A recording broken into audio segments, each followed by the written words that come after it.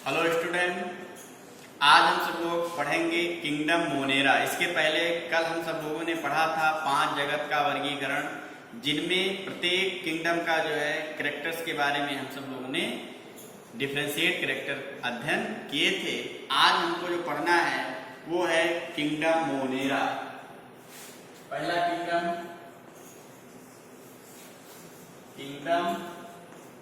Monera.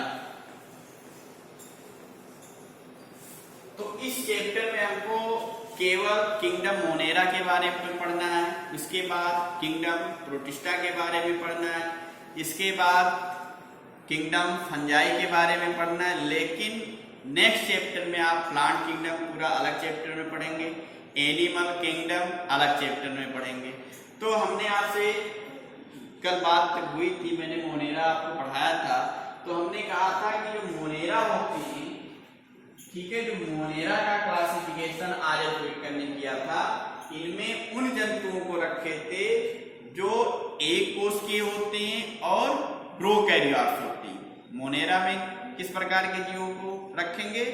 एक कोष के और प्रोकैरियोट्स। तो हम यहाँ पे लिख सकते हैं कि जो मोनेरा है इसमें हम सब लोग यूनिसेलुलर मतलब एक कोष की, यूनिसेलुलर और प्रोकैरियोटिक ऑर्गेनिज्म को रखती, मतलब इस जगत में ऐसे जीवों को रखेंगे जिनका शरीर एक कोष की होगा और सेल नेचर कैसा होगा? प्रोकैरियोटिक्स, और वो माइक्रो ऑर्गेनिज्म होती है। माइक्रो ऑर्गेनिज्म को रखेंगे। अब जो मोनेरा है इसको 3 कैटेगरी में डिवाइड कर दिया गया है। जो मोनेरा है इनमें मोनेरा में आपका आएगा जो है आर्ची बैक्टीरिया। इसके अंतर्गत हम लोग क्या पढ़ेंगे? आर्ची बैक्टीरिया पढ़ेंगे। इसके बाद पढ़ना है आपको साइनोबैक्टीरिया, साइनोबैक्टीरिया। फिर आपको पढ़ना है यूबैक्टीरिया। क्या पढ़ना है? यूबैक्टीरिया। अब देखिए, जो आर्ची बैक्टीरिया होती उन बैक्टीरिया को कहते हैं जो प्राचीन बैक्टीरिया है। प्राचीन कह सकते हो, एंशिएंट बैक्टीरिया जो होंगे, एंशिएंट का मतलब होता है प्राचीन। जो प्राचीन बैक्टीरिया होते हैं उसको हम किसमें रखेंगे? आर्ची बैक्टीरिया उन्हें कहते हैं। साइनोबैक्टीरिया को हम सब लोग ब्लू ग्रीन एल्गी कहते हैं। Blue green algae. साइनोबैक्टीरिया को हम लोग क्या कहते हैं? ब्लू ग्रीन एल्गी या नीली हरी शैवाल। और क्यू बैक्टीरिया में जो है ट्रू बैक्टीरिया आती है। ट्रू बैक्टीरिया आती है या सिंपल बैक्टीरिया। ठीक है, तो मोनेरा को 3 कैटेगरी में डिवाइड किया गया, आर्ची बैक्टीरिया, साइनोबैक्टीरिया और यूबैक्टीरिया। आर्ची बैक्टीरिया प्राचीन बैक्टीरिया है, साइनोबैक्टीरिया ब्लू ग्रीन एल्गी है, यूबैक्टीरिया ट्रू बैक्टीरिया है या सिंपल बैक्टीरिया होते हैं। सिंपल बैक्टीरिया होती। अब मोनेरा में संपूर्ण बैक्टीरिया को रखा गया, तो यहाँ पे हम सब लोग कोई पर्टिकुलर बैक्टीरिया नहीं पढ़ना है, केवल हमको बैक्टीरिया के बारे में कॉमन स्टडी करना है। हमको कोई एक स्पेशल बैक्टीरिया नहीं पढ़ना है, यहाँ पे हमको क्या पढ़ना है? कॉमन बैक्टीरिया के बारे में आपको पढ़ना है। अब ये जो बैक्टीरिया होती हैं, मान लीजिए जो कैरेक्टर्स मान लीजिए इन बैक्टीरिया का, तो बैक्टीरिया जो होते हैं, जो जीवाणु होते हैं, यूनिसेलुलर ही ऑर्गेनिज्म होते हैं, प्रोकैरियोट्स नेचर होता है, और ये हर जगह पर, एवरी प्लेस पर ये पाए जाते हैं। लेकिन अधिकांश जो बैक्टीरिया होती हैं वो सॉइल में प्रेजेंट होती हैं। अधिकांश जो बैक्टीरिया होते हैं वो कहाँ पे प्रेजेंट होते हैं? सॉइल में।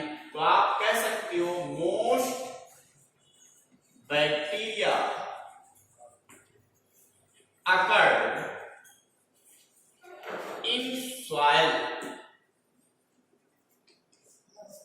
सबसे अधिक बैक्टीरिया जो होती हैं वो सॉइल में पाई जाती हैं। यदि हम बात करें कि अगर एक मुट्ठी भर मिट्टी ले तो उसमें आपको सैकड़ों बैक्टीरिया मिल जाएंगे। बहुत सारे बैक्टीरिया आपको एक मुट्ठी मिट्टी में आपको देखने को मिल जाएगा। लेकिन कुछ बैक्टीरिया जो होती हैं, कुछ बैक्टीरिया आपको यहां पे भी मिल सकता है। हॉट स्प्रिंग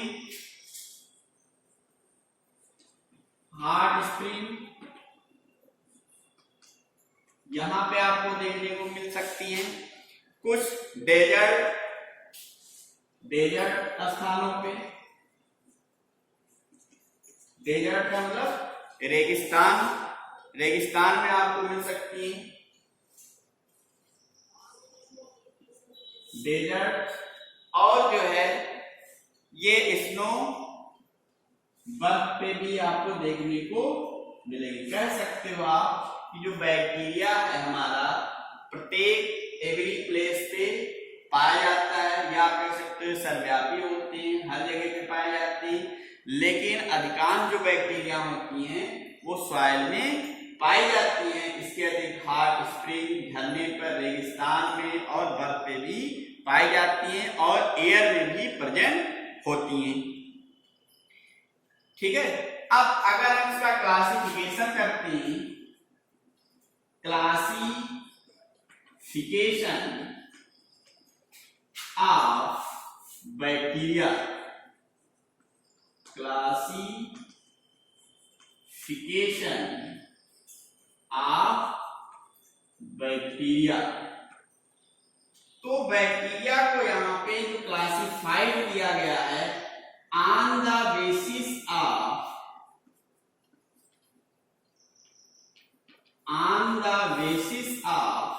शेप, मतलब आकार के आधार पे जो है जीवाणुओं को यहां पे क्लासिफाइड किया गया है। पहला जो क्लासिफिकेशन है वो है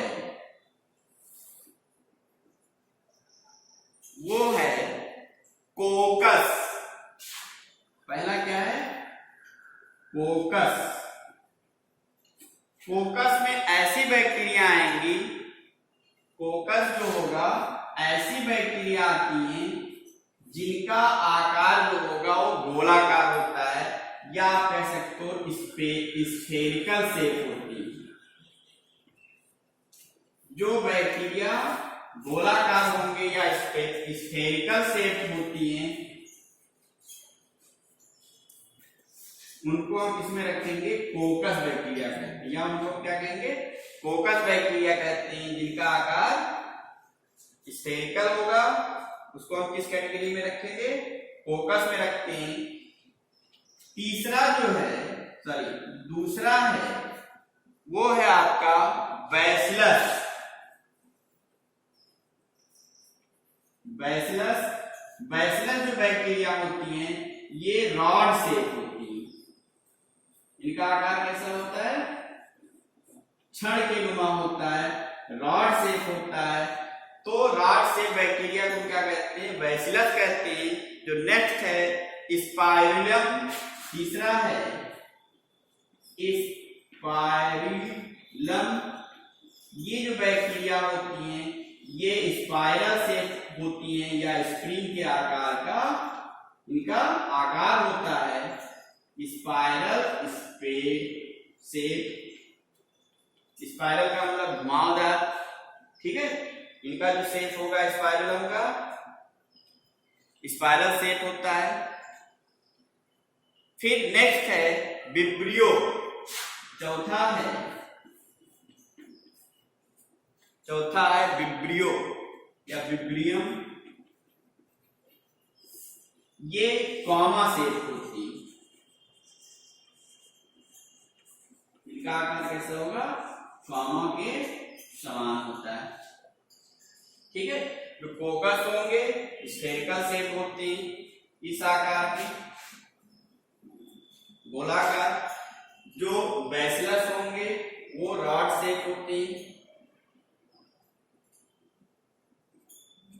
इस आकार के। स्पाइरलम इस आकार के होंगे, जो आपकी किताब में फिगर दिया गया है। विब्रियो एक कामा के आकार के होते हैं।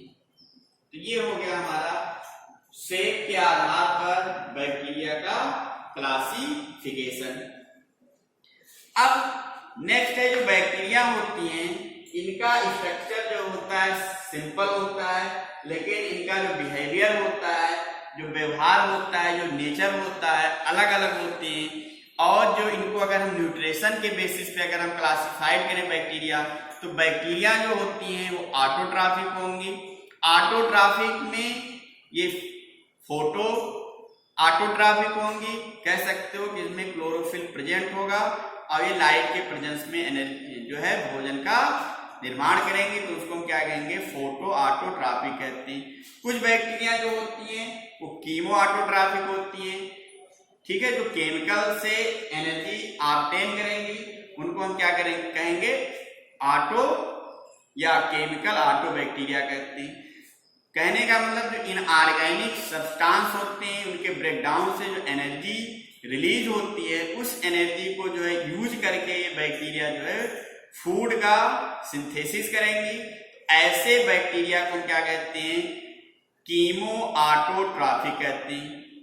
ठीक है, जो आप डिटेल में बैक्टीरिया चैप्टर आएगा उसमें आपको पढ़ाया जाएगा। नेक्स्ट है जो हेट्रोट्रॉफिक। बहुत सारे जो बैक्टीरिया होती हैं वो हेट्रोट्रॉफिक होती हैं।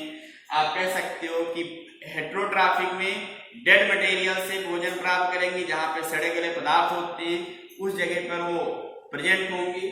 कार्बनिक सब्सटेंस से भोजन आप ऑब्टेन करेंगी, तो उसको हम क्या कहेंगे, सैप्रोफाइट्स या हेट्रोट्रॉफिक में रखते हैं। कुछ बैक्टीरिया ऐसे होती हैं जो प्लांट पे और एनिमल पे डिजीज काज करती हैं, उन बैक्टीरिया को हम क्या कहते हैं, पैरासाइट बैक्टीरिया कहते हैं। तो ये हमारा हो गया न्यूट्रिशन के बेसिस पर क्लासिफिकेशन। अब नेक्स्ट जो हम सब लोग पढ़ेंगे archaebacteria, then eubacteria. ठीक है, आज इतना ही, फिर हम कल पढ़ाएंगे आपको। इतना आप होमवर्क कर लीजिएगा। ठीक है, ओके बाय।